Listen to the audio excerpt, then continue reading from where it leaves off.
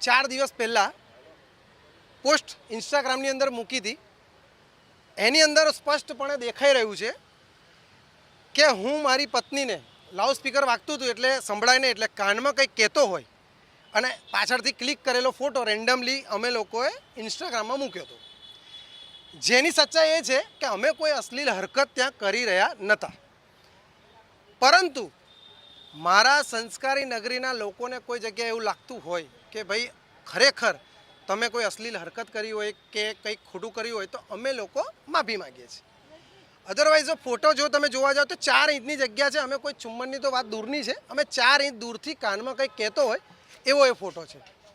તેમ છતાં કોઈની લાગણી દુભાઈ હોય તો અમે લોકો માફી માંગીએ છીએ. વડોદરા એક સંસ્કારી નગરી છે અને અમે એક સામાજિક કાર્યકર છે અને અમને પણ અમારા સંસ્કારોની ખબર છે, એટલે અમે કોઈ અશ્લીલ હરકતો કરેલ નથી. અને જો વડોદરાવાસીઓને ધાર્મિક આસ્થાને ઠેસ પહોંચી હોય તો અમે માફી માગીએ છીએ.